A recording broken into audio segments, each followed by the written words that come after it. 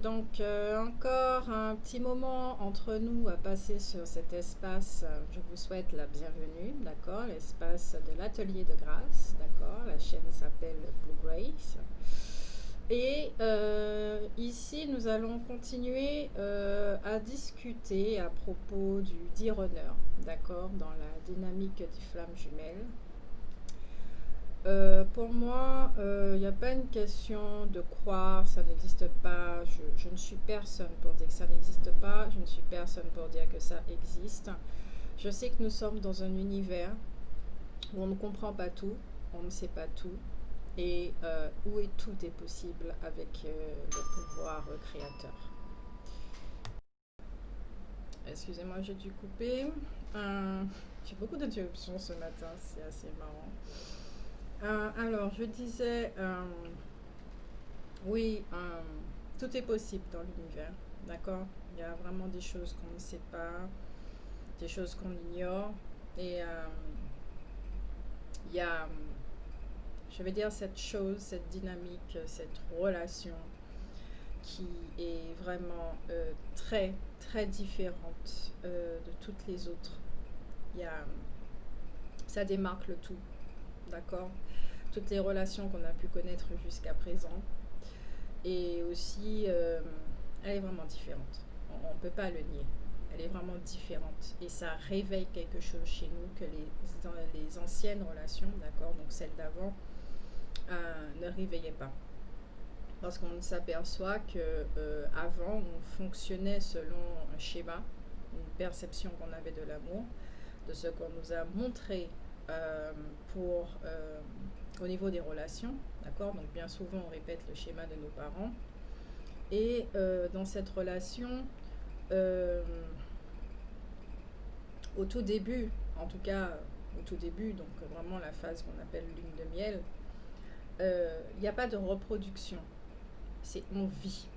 On vit ce qui est. Et c'est le fait de vivre qui va déranger le faux self et qui va montrer à l'ego, qui va faire comprendre à l'ego du côté du chaser que c'est différent. Il y a quelque chose, il y a quelque chose. Dans les deux parties, ils comprennent qu'il y a quelque chose qui se passe. Le Deer Runner, vous comprenez dans la première vidéo de pourquoi il part. Et chez le Deer Chaser, qu'est-ce que cela va enclencher? C'est le fait, la possession, vouloir. Oui, mais tu vois une grande histoire d'amour comme ça, c'est pas commun, c'est très rare. Pourquoi tu pars? Moi, je veux absolument le vivre, je veux continuer à vivre. Le Deer Chaser ne se rend pas compte que lui aussi, il bascule dans la phase égo, d'accord? Où il voudra absolument faire rentrer cette relation dans une case et vivre la relation quelque part inconsciemment de la façon dont il a toujours vécu, d'accord? Parce qu'il faut le dire, le Deer Chaser est très structuré et il sait, d'accord, de par ses expériences, il a appris ce qui fonctionne, ce qui ne fonctionne pas. Il sait comment vivre la relation, mais de son côté aussi, il y a du contrôle, d'accord? C'est comme ça que la relation doit être vécue. Je sais comment diriger cette relation et ça ne laisse pas la possibilité à l'autre d'être quelque part. C'est aussi une forme comment on va dire ça? On va materner l'autre pour lui apporter tout ce dont il a besoin. Donc, c'est rentrer dans le rôle du sauveur. Tout ce dont il a besoin. Tu as besoin de guérir? Tiens le pansement. Tu as besoin de guérir? Tiens le médicament. Ah tiens, je peux même te porter le médicament à la bouche. Le runner, c'est pas comme ça qu'il va grandir. Or, lui, il a ce besoin de grandir. D'accord? Il a besoin de fonctionner tout seul parce que justement, jusqu'à présent, on ne lui a pas donné la possibilité de fonctionner tout seul. On a toujours subvenu à ses besoins. on ne lui a pas donné la possibilité d'être un adulte non plus. Donc tout ce qui est côté responsabilité, marcher tout seul, il ne connaît pas, il ne sait pas du tout. On peut même dire que ça a été, on va dire, entre guillemets, un enfant gâté pourri euh, par les ou un des deux parents, enfin en tout cas avec le parent avec lequel il a vécu, qui s'est rendu compte que il s'est passé quelque chose, euh, qui vit dans une forme de culpabilité en tant que parent, qui se dit mince, j'ai raté mon rôle de parent en effet, et je dois absolument pallier ça. Donc juste tant qu'il peut, tant qu'il s'en rend pas compte, le parent va traiter l'enfant qui est devenu adulte comme un enfant. Donc, et ça va générer une relation toxique, dans le sens où reste là à côté de moi parce que je dois être le parent, mais en même temps j'ai peur d'être abandonnée, j'ai peur de la solitude, j'ai peur de me retrouver tout seul, donc quelque part ta présence me permet de ne pas faire face à cette blessure. En même temps, tu es mon thérapeute, tu es mon meilleur ami, tu es un peu de tout. Et, et en même temps, il y a un rejet qui se fait au sein de la relation, même parents et enfants. C'est-à-dire qu'au bout d'un moment, ben, la toxicité se ressent. C'est dégage du nid, il est temps que tu voles. J'en ai marre que tu sois à côté de moi. J'ai besoin de respirer. Ah mince, tu pars, reviens. Il n'y a pas plus toxique que ça en fait comme relation parent-enfant, ce que vit le dit runner avec son parent, d'accord. Je ne sais pas si c'est tous les runners qui vivent ça, mais en tout cas c'est d'accord, ok. La relation parent-enfant avec le chaser, je sais pas trop, d'accord, c'est à vous de me dire, je sais pas comment ça se passe, je ne sais vraiment pas comment ça se passe. C'est de l'abandon à ce qui paraît. Donc, le chaser doit compter sur lui-même, il doit se construire lui-même.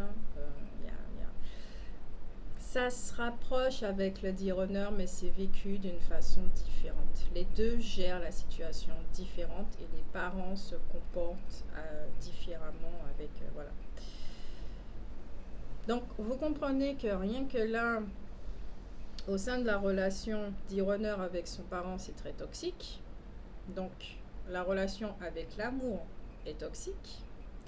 Surtout si en plus il y a la croyance que l'amour n'existe pas, l'amour est conditionné, l'amour est toxique. Donc, avec lui-même, sa relation avec l'amour, sa relation avec lui-même sera toxique. La relation, les gens, les partenaires qu'il va attirer à lui, ça sera toxique. Et au départ, avant la rencontre, il va toujours se mettre dans la position où il ne veut pas être celui qui aime le plus. Parce que c'est dangereux. L'amour n'existe pas. L'amour est toxique. Donc il va toujours se mettre dans des schémas de souffrance horribles à vivre, où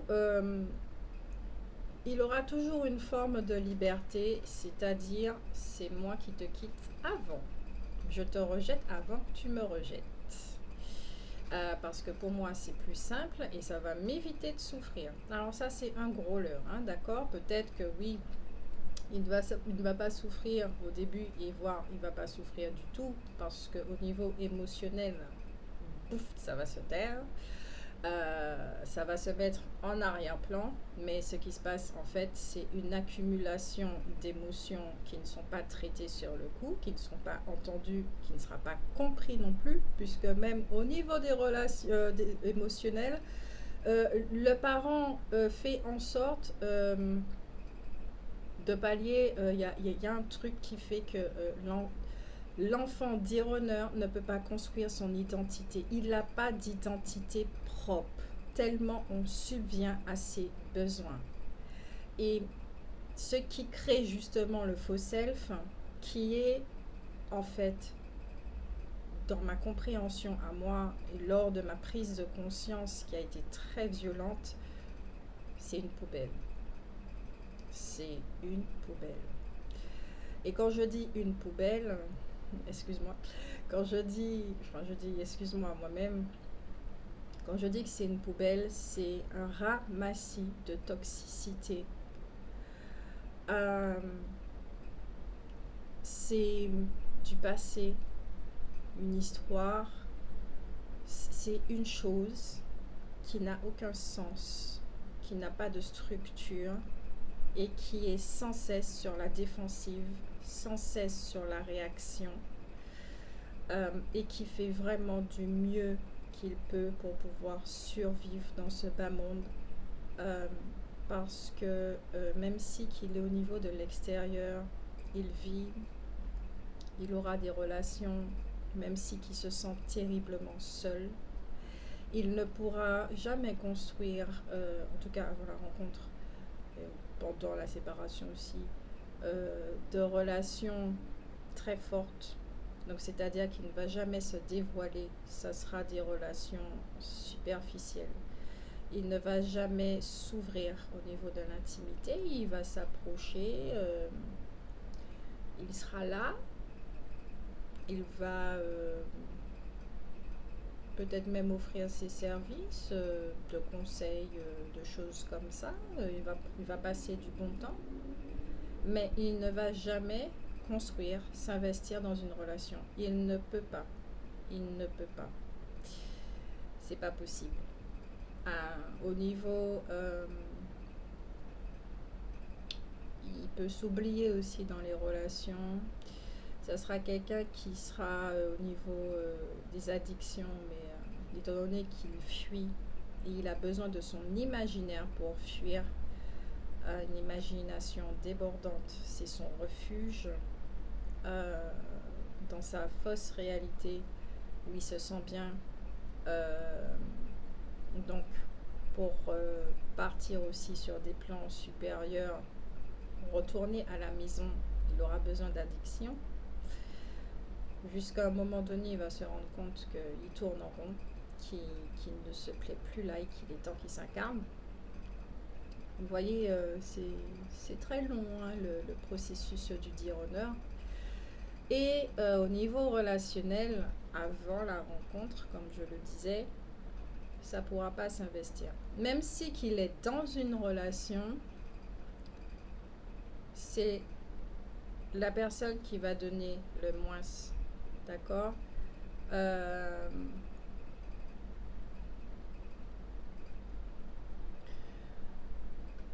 Lorsqu'il y a la rencontre, si vous faites partie de ces multiples partenaires ou quelqu'un qu'il rencontre comme ça, ou pas tant que ça, parce que inconsciemment, il suit un chemin, je l'ai dit, de par l'intériorité. Il a besoin de faire des expériences, de se casser la bouche quelque part, parce qu'il a besoin intérieurement et inconsciemment de découvrir qui il est, c'est quoi son identité. Donc à un moment, la question qui suis-je va arriver. À partir du moment où il va se poser cette question, ça sent les cacahuètes grillées pour le faux self aussi, hein. Mais ça aura lieu après la séparation. Donc, on revient au moment de la phase de lune du miel, c'est tout beau, ça devient un cauchemar pour le dire honneur, parce qu'il sent bien qu'il y a quelque chose là qui ne va pas, il y a quelque chose qui essaie de prendre la place, il perd le contrôle, et il faudra qu'il revienne dans le contrôle absolument. Il éloigne dit Chaser, d'accord, il s'en sépare pas, il s'en éloigne. Même si que pour lui, il croit que c'est de la séparation. Au niveau émotionnel, qu'est-ce qui va se passer? Parce que c'est ça aussi que les G-Chasers veulent savoir. Au niveau émotionnel, je peux vous dire que à l'intérieur, ça fait mal. Ça fait vraiment mal. Mais ça fera tellement mal que c'est pas supportable et qu'il faudra anesthésier aussi cette douleur. Toute douleur ressentie est anesthésiée et mis en arrière-plan, comme on dit sous l'escalier. En arrière-plan. Allez hop, On va faire comme si, voilà, c'est une relation de plus, on va se bercer d'illusions, on va retourner dans notre imaginaire, on va retrouver dans notre caca de très très quotidien, faire comme si tout allait bien, parce que en fait, qu'est-ce qui se passe? C'est que c'est à cause de l'autre personne que ça ne va pas. Euh, on pense vraiment que l'autre personne a voulu manipuler, nous faire croire à un monde de bisounours qui en réalité n'existe pas, parce que je vous rappelle encore une fois que la croyance, l'amour n'existe pas, et bien là, bien ancré. Euh, Pendant un moment, d'accord, euh, intérieurement, ça sera anesthésié. Au niveau de l'extérieur, la souffrance va se manifester, mais à travers les addictions. À travers les addictions, surtout qu'on va recevoir des pensées, euh, on va penser à l'autre, et qui sera très présent. Intérieurement, on va ressentir euh, la souffrance de l'autre en couple, parce que c'est une souffrance de plus, et surtout qu'on ne veut pas être responsable de ça. On ne veut pas être responsable de la souffrance des autres, mais on ne se rend pas compte qu'on est responsable de cette souffrance quelque part. Oui, d'accord, j'aime bien que, bon, dans ce truc spirituel où, bon, l'autre appuie sur des blessures déjà existantes, mais c'est pas pour autant qu'on doit appuyer sur ces blessures, d'accord? Je comprends qu'au sein de la relation, le fait d'appuyer sur des blessures, ça fait travailler, mais bon, voilà, il y a un petit peu de l'abus, hein, quand même, ça, il faut le dire, ok? Il y a de l'abus. Aussi bien qu'il y a de l'abus dans sa propre vie, ben, et il y aura de l'abus, il va abuser. Vraiment, il va abuser, sans se rendre compte. Ok. Et puis, je suis à deux endroits là différents. Je suis ici et je suis ailleurs en même temps. Alors, désolé. Euh, Il y a aussi le fait que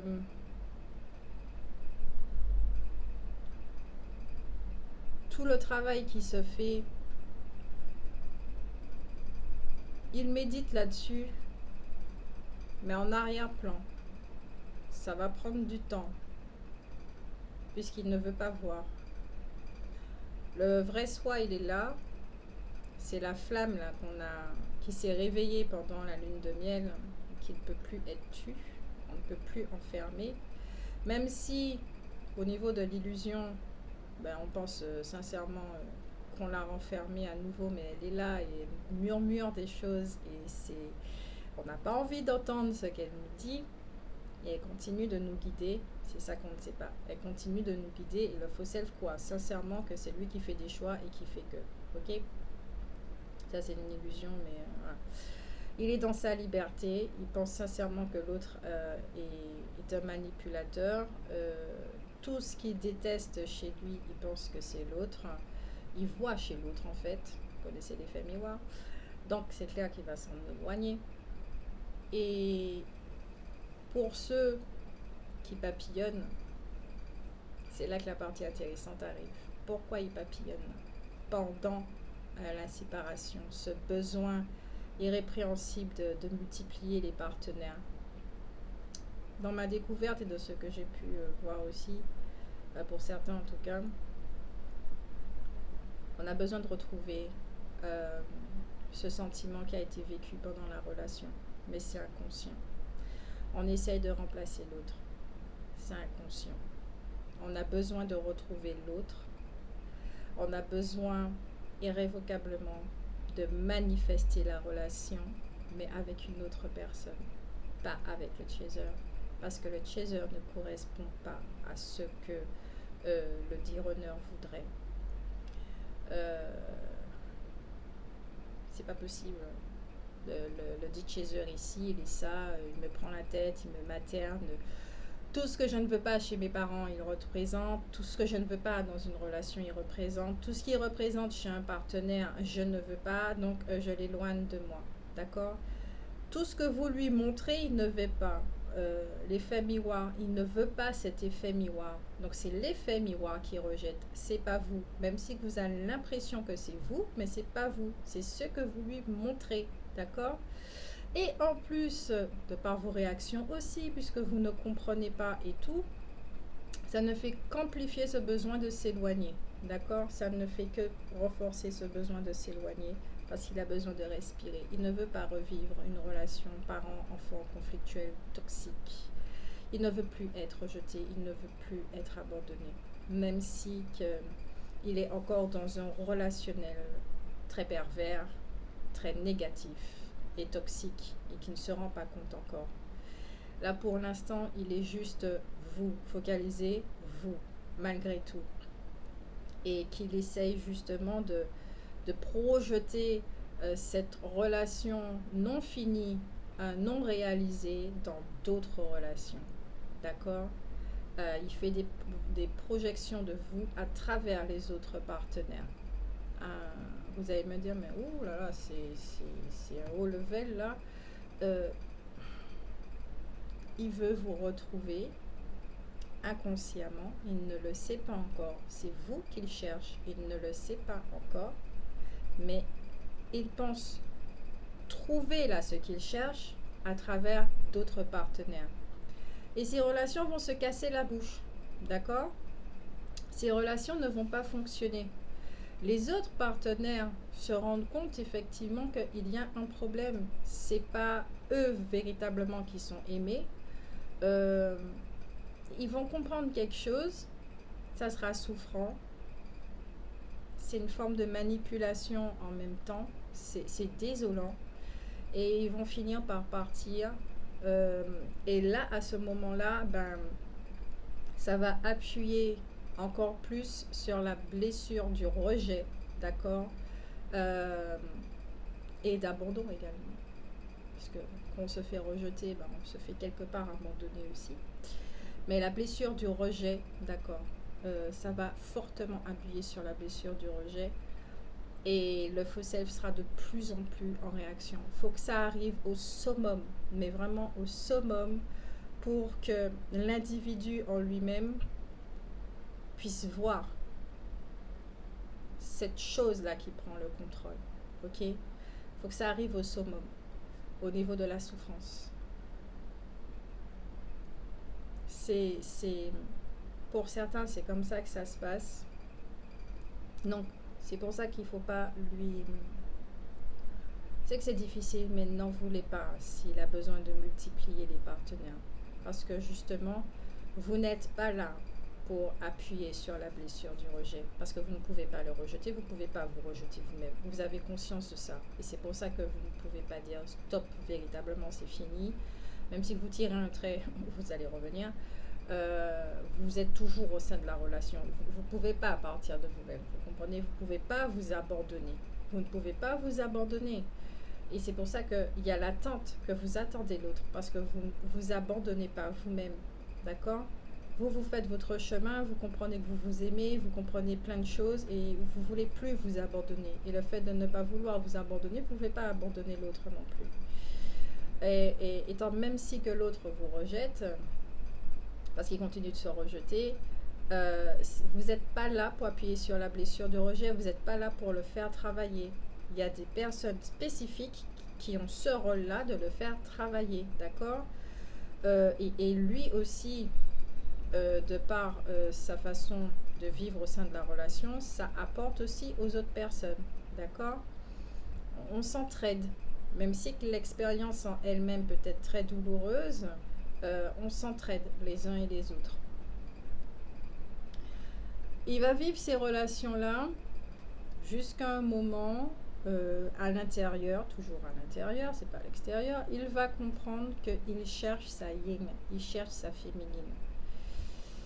Il va pas trop comprendre ce que c'est, mais il va commencer à identifier la chose et il va se rendre compte qu'au final, c'est pas finalement dans les relations qu'il va la trouver. Ce n'est pas en vivant des relations amoureuses toxiques qu'il va trouver ce qu'il cherche. C'est là que l'observation va commencer, d'accord? Et qu'il va commencer à observer son environnement. Qui, au bout d'un moment, il va se rendre compte que il est dans dans un truc anxiogène. Il se rend compte que les gens sont d'une fausseté incroyable, euh, que c'est pas, qu'il n'a pas sa place là, qu'il veut pas de ça. Il y aura un rejet colossal de sa réalité qu'il va finir par voir, puisqu'il va cesser de fuir. Il y aura plein de choses au niveau du programme du faux self qui vont se désactiver. Ça va être la cascade, la dégringolade au fur et à mesure. Quand il va se rendre compte s'il est en couple, en couple franchement, même s'il papillonne, il peut être en couple, au sein de son couple, il va vraiment se rendre compte que c'est pas avec cette personne-là qu'il veut faire sa vie. Il y a un souci, il y aura un rejet, mais c'est répulsif, hein. Ça sera vraiment très violent de sa propre réalité. Il peut être vraiment dégoûté de sa propre réalité. Il va se rendre compte, parce qu'il y a la partie spirituelle qui est là, hein, qui est vraiment présente, mais à l'intérieur, où il va se rendre compte que c'est lui qui a manifesté cette réalité, jusqu'à ce qu'il ressente la fausseté chez lui, le mensonge chez lui. C'est comme une odeur, c'est comme quelque chose qui... Je me sens plus, je me respire plus, je me dégoûte, il y a cet effet-là à un moment donné. C'est invivable à un moment donné. On a envie de se fuir soi-même, mais on ne peut pas se fuir. Parce qu'il y a ce truc qui te dit non, reste là et assume. Assume. Et regarde-toi et apporte-toi enfin ce dont tu as besoin. Il est temps de passer à autre chose. Il est temps de transformer tout ça. Quand on se rend compte de cette phase, quand on passe cette phase-là de révélation, du face-à-face avec le faux self, c'est comme si c'était toute notre vie qui défile et on ne se rend pas compte. Enfin, on se rend compte plutôt, il y a la question qui dit, mais merde, encore une fois, qui suis-je? On se rend compte qu'on n'a pas d'identité propre, on ne connaît pas nos besoins, on ne sait pas ce qu'on aime. Euh, on se rend compte qu'au niveau des responsabilités, mais on est complètement déconnecté de la matière. Euh, on est totalement déconnecté de la matière, c'est-à-dire qu'on va fuir toutes les responsabilités.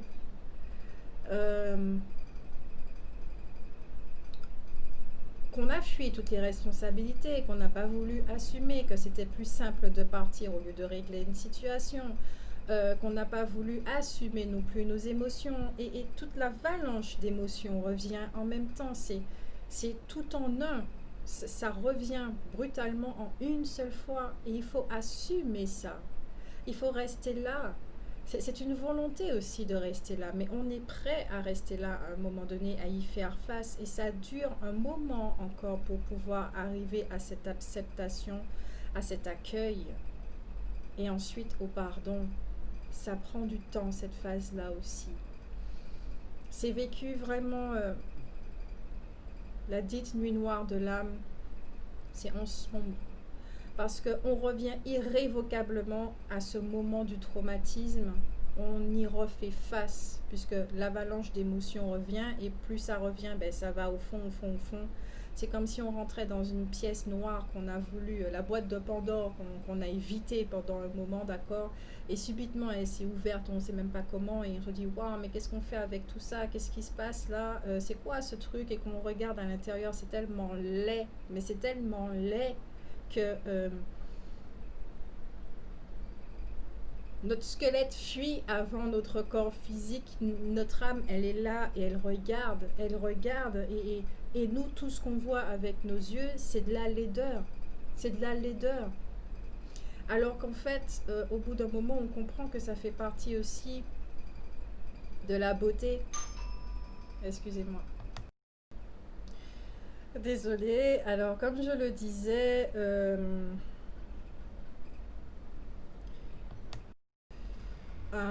c'est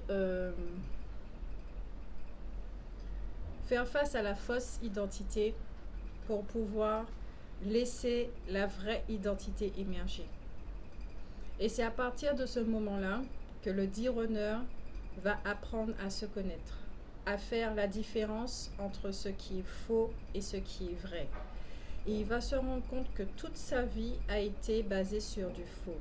Il va se rendre compte au niveau de l'émotionnel qu'il ne connaît pas son émotionnel. Il n'en a aucune idée de ce que c'est. La colère, est-ce que c'est de la tristesse?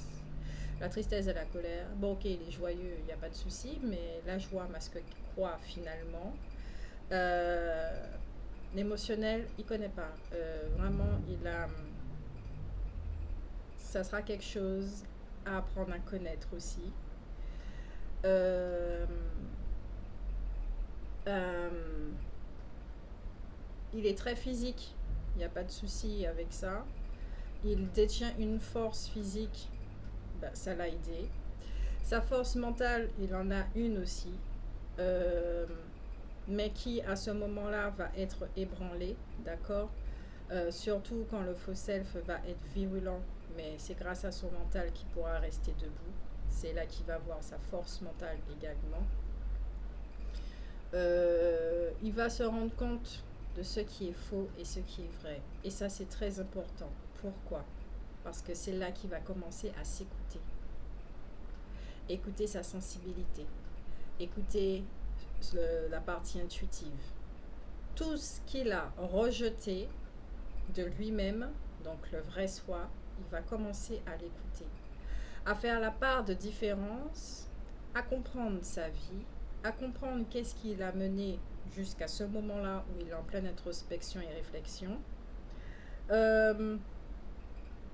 Et des parties, des souvenirs avec vous vont revenir. D'accord? Ça va l'aider à comprendre pourquoi il a rejeté, pourquoi il vous a rejeté en fait. Il vous a pas véritablement rejeté, il a rejeté l'amour. Donc oui, effet secondaire, il vous a rejeté. Il va se rendre compte également, il va réaliser à quel point il a été dur, méchant, à quel point il a été aussi dans la manipulation avec ce silence. Ça va passer encore par une autre phase de pardon, parce qu'il va se rendre compte à quel point il vous a blessé, mais à une autre échelle, il va se rendre compte à quel point il s'est fait du mal lui. Car vous faire du mal à vous, c'est se faire du mal soi. Et même quand on fait du mal aux autres, c'est aussi se faire du mal à soi. Donc déjà, il va se rendre compte au niveau de son entourage, mais ensuite, ça sera vous. Vous allez passer, on va dire, en dernière position parce que c'est là que ça sera très fort, en fait, face à lui-même. D'accord? Il va comprendre également pourquoi il avait besoin de toutes ces relations, mais de qu'est-ce qu'il cherchait véritablement. C'est une mise en lumière dans toute cette obscurité. Il va trouver cette lumière dans la boîte de Pandore en fait. Il va se trouver lui-même. Et c'est encore une autre phase qui prend encore du temps. Donc c'est faire face à la blessure du rejet, à la blessure de trahison, surtout à celle de l'humiliation. C'est retourner sur ce traumatisme, retourner sur la relation parent et enfant, c'est pardonner.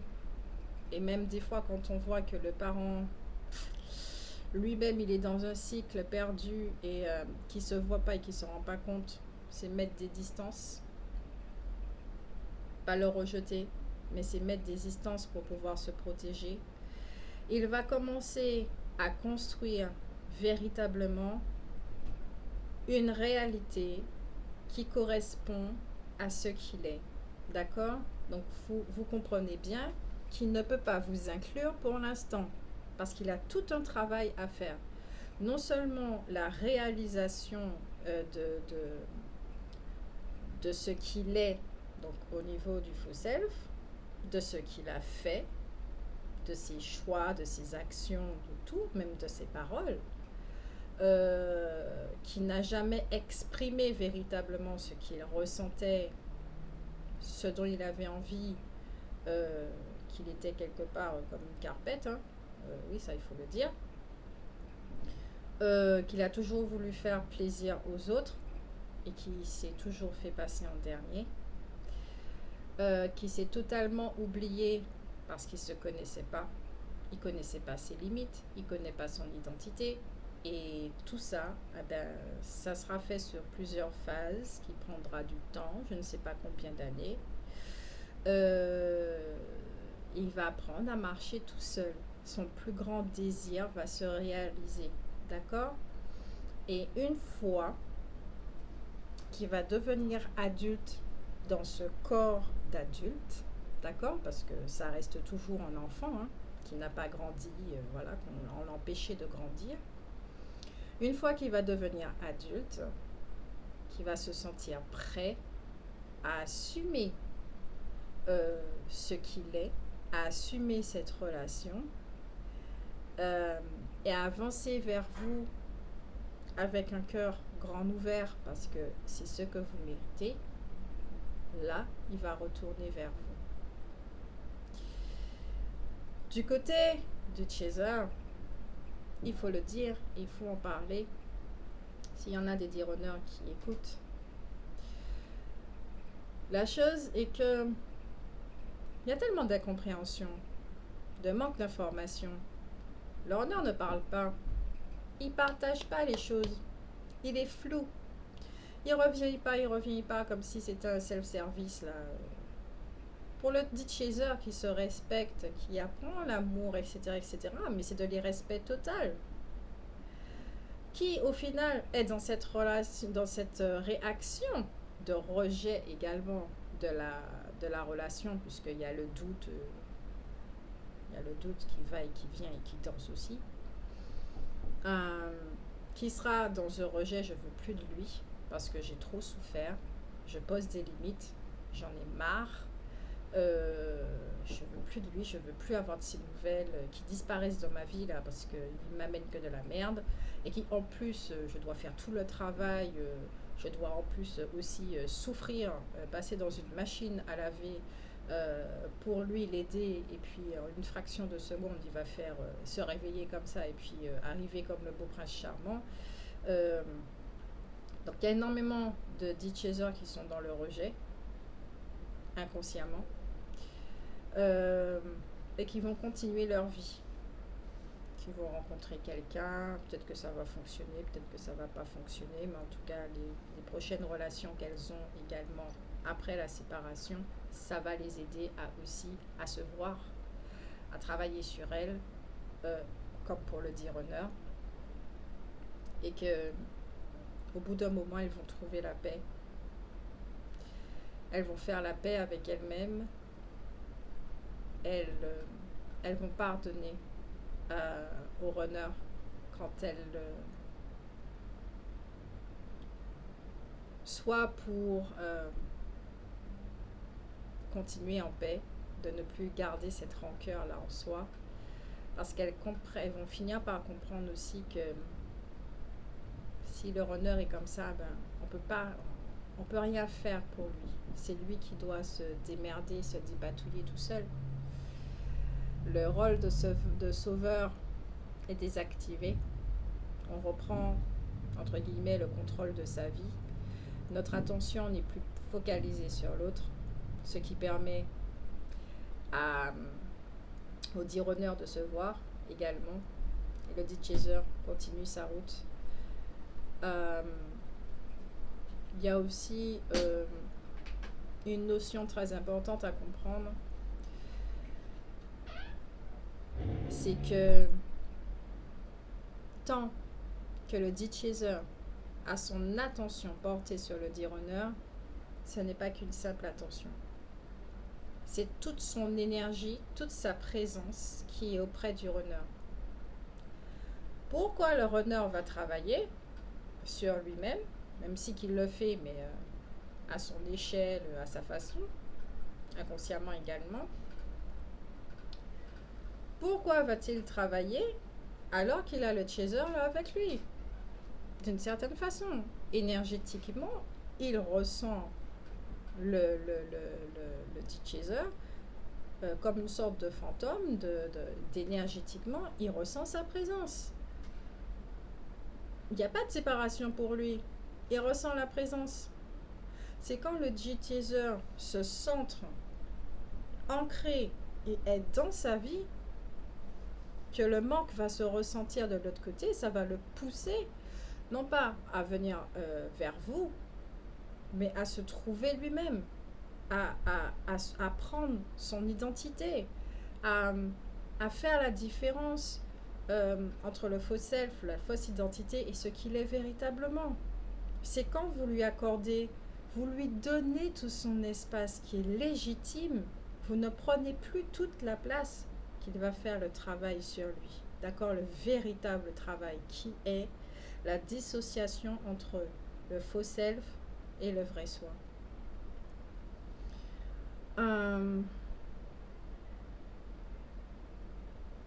Donc, vous voyez bien que ça peut prendre des mois, des années, ça dépend du sujet.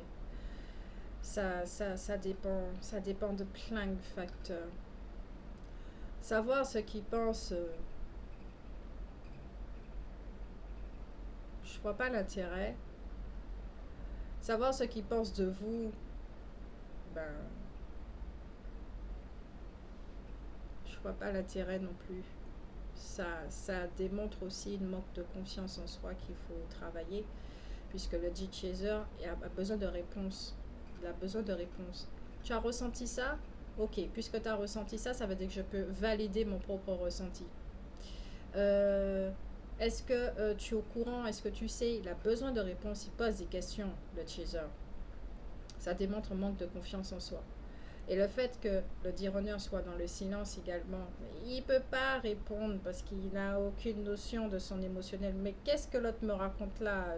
Moi, je ne sais pas de quoi elle parle, puisque c'est en arrière. Je n'ai même pas traité ça, je ne sais même pas de quoi elle parle. Ça n'existe même pas. Il ne peut pas répondre. Il ne peut pas inventer non plus une réponse. Donc, vous allez vous retrouver face à un mur, face à un blanc, qui va vous mettre face à vous-même aussi d'une certaine façon, et à assumer vos capacités, à vous reconnaître. Alors, autant le D-runner doit apprendre à se connaître, il doit apprendre à se connaître, le D-chaser, lui, doit se reconnaître. Son identité est bien là, mais lui aussi, il a une fausse image de lui-même, mais c'est un autre level, parce que cette fausse image ne prend pas le dessus. Certes, ça crée une fausse réalité, on est d'accord avec ça, mais ça ne va pas le contrôler, parce que quelque part, ce qu'il est se voit, se reflète, et il a du mal à se voir, d'où ce besoin de reconnaissance qu'il recherche de la part du chaser, la validation de... Oh oui, validation de ma clairvoyance, validation de ma clairaudience, validation de mon ressenti, clair ressenti, validation de ma claire sentience, validation de mon identité, de mon image, validation de que je suis aimable, validation que je suis aimable. C'est puissant ça. Le D-Chaser remet son pouvoir au runner. Le runner, il ne sait pas quoi faire avec ça. Il ne sait pas quoi faire avec ce truc-là que vous lui donnez. Lui-même, il n'a pas son propre pouvoir. Il l'utilise même pas. Son troisième chakra, il est bloqué, on va dire ça comme ça, puisqu'il n'a même pas de rapport avec ses propres émotions. Et le fait du pouvoir personnel, il n'a aucune relation avec ça. Et vous lui remettez quelque chose dont il ne sait pas quoi faire. Donc, ça sera comme ça devant sous les yeux, il va regarder, mais excuse-moi, tiens tes affaires. Je ne sais pas quoi faire avec ça. Tiens, reprends tes trucs. Et de l'autre côté, ça sera ressenti comme de l'abandon, du non-amour, du foutage de gueule. Du foutage de gueule. Combien nombre de D-Chasers dit effectivement, mais il se fiche de moi, c'est pas possible. Pourquoi il revient, il repart comme ça, mais il se fiche de moi. Et en plus, j'apprends qu'il a d'autres relations, mais il se fiche véritablement de moi. Donc, oui, c'est pas vivable. Je suis d'accord. C'est pas vivable comme situation. Ici, il n'y a pas à culpabiliser. Ici, il y a juste à comprendre et à faire jouer son empathie.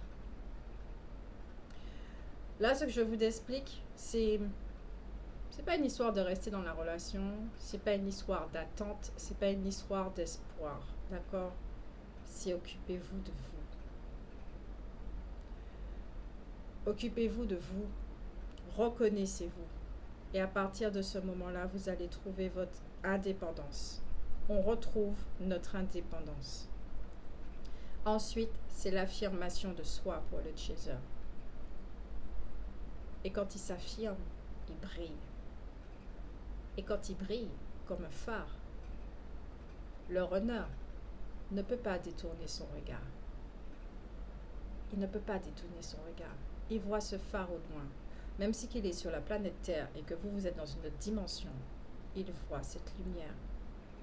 Et il sait qu'il faut suivre cette lumière. Il sait qu'il doit aller vers cette lumière. Il y a un chemin entre lui et cette lumière. Il sera tellement attiré, c'est de l'attraction, c'est magnétique, qu'il va faire ce chemin. Il va vivre des choses. Une fois que vous allez commencer à prier, une fois que vous allez commencer à rayonner, une fois que vous avez repris votre pouvoir et que vous allez décider de vous réaliser en tant qu'humain, une fois que vous allez comprendre que vous avez besoin de l'aval de personne pour comprendre que vous êtes aimable,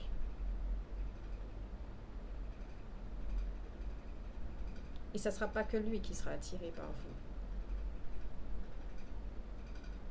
mais lui, il n'aura pas les mêmes intentions. Il n'aura pas les mêmes intentions. Et ce qu'il y a de formidable, et on va finir là-dessus parce que la vidéo est quand même assez longue, ce qui est formidable, c'est que c'est un sacré parcours. C'est un sacré parcours. Et il n'y a pas de relation il n'y a pas d'autre relation qui provoque ça en fait. D'où la particularité, le fait que ça interpelle. Ça interpelle et même si qu'on veut oublier, on ne peut pas oublier. On ne peut pas oublier quelque chose qui nous a marqué, qui nous a fait du bien. Même si qu'on peut le rejeter et dire, même si qu'on peut même se persuader que c'était quelque chose de mauvais. On ne peut pas cacher la vérité. Elle triomphe toujours. Toujours. Et on en voit la preuve. Donc, c'est pour ça qu'au bout d'un moment, on n'a plus besoin de guidance à propos des flammes juju. On n'a plus besoin de savoir ce qui se passe. On n'a plus besoin de savoir qu'est-ce qu'ils pensent. On n'a plus besoin de sa reconnaissance. Parce que notre propre reconnaissance, c'est s'affranchir du regard des autres. S'affranchir même du regard du runner. Parce qu'on sait, nous sommes reconnus. La source qui se reconnaît elle-même, à l'intérieur de nous, à l'extérieur de nous. La réalité se transforme pour les dits chasers.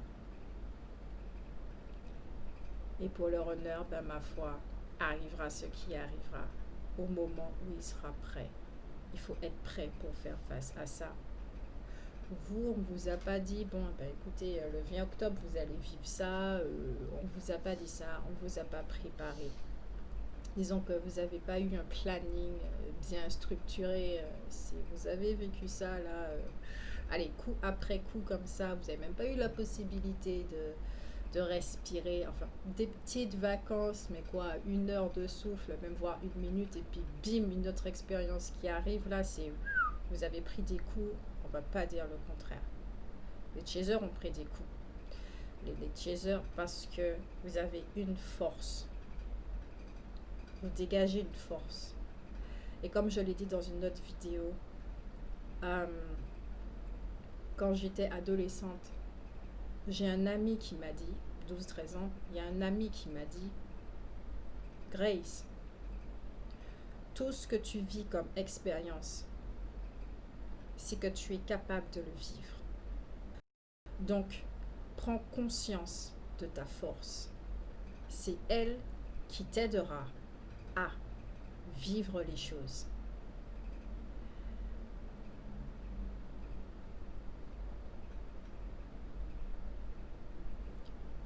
Et c'est ce que le D-Runner cherche, sa force, sa beauté, sa véritable identité. Quand le D-Chaser, ce sera reconnu, parce que l'un ne fonctionne pas sans l'autre. Ça bascule. Quand vous commencez à travailler sur la thématique de la dépendance, dites-vous bien que de l'autre côté, il se passe des choses. Peut-être pas au niveau de l'action, mais ici, ça commence à cogiter. Le D-Runner commence à voir. Il commence à se dire, waouh, il y a un truc qui va pas là. Il y a un truc qui va pas. On commence à poser le doigt sur le faux self, sur les membres de la famille, sur les parents, sur le couple. On commence à voir des choses. Quand vous êtes dans l'action, lui, il est encore là. Et quand vous êtes dans la pratique, lui, il est dans l'action. Cette pratique, c'est quoi? Quand vous avez trouvé votre paix intérieure, que vous êtes en phase, que vous vous acceptez, que vous arrêtez aussi de rejeter cette obscurité, parce que c'est que la lumière qui compte. Tant qu'on fait ça, si on ne s'aime pas inconditionnellement. C'est quand vous acceptez la lumière et l'obscurité en soi. L'unité. Vous acceptez la partie yin, la partie yang. Quand vous vous acceptez et que vous vous apportez ce dont vous avez besoin, ça agit de l'autre côté. Deux systèmes de pensée différents pour la même âme. Ce sont les systèmes de pensée qui sont différents. Moi, cette histoire d'âme qui a été scindée en deux ou de je sais pas quoi, ça résonne pas chez moi. Mais jamais ça n'a résonné chez moi. Lors de la reconnaissance, pour moi, c'était la même chose. Il n'y avait pas de séparation. La séparation, elle est physique.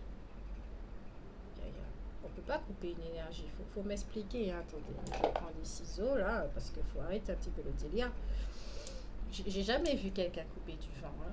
D'accord? J'ai jamais vu quelqu'un couper de l'énergie. Une âme, c'est énergétique. Il faut m'expliquer comment on peut la couper. Ok?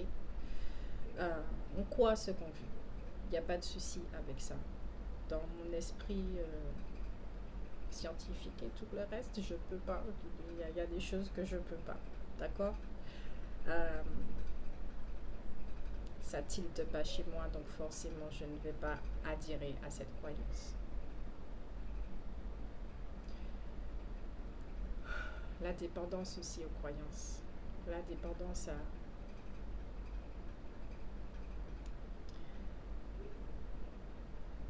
Autant le faux self est une, entre guillemets, une dite poubelle, le chaser dans la façon dont il gobe toutes les croyances, c'est comme s'il était une poubelle également. Et quand il va se reconnaître et qu'il va prendre conscience de sa valeur, il y aura énormément de tri à faire. Il va trier, trier, trier. D'où les nettoyages, les dites purifications. On ne vous demande pas d'être pur. On ne vous demande pas d'être parfait. Même cette idée de perfection, le dit chaser va abandonner ça. Il va s'accepter tel qu'il est. Point. S'il a un travail à faire sur lui, il va le faire. Il n'y a pas de souci, pour la bonne cause. Mais il n'y a plus d'idée de perfection. Donc maintenant, vous voyez à quoi servent les relations, pourquoi il y a des relations. Et s'il y a une autre vidéo qui doit être faite pour mieux d'explications, posez-moi des questions en commentaire, ce serait cool, d'accord? Et puis dites-moi ce que vous en pensez, si ça résonne chez vous également. Et puis Comme d'hab, prenez soin de vous. Je vous fais de gros bisous. Et puis,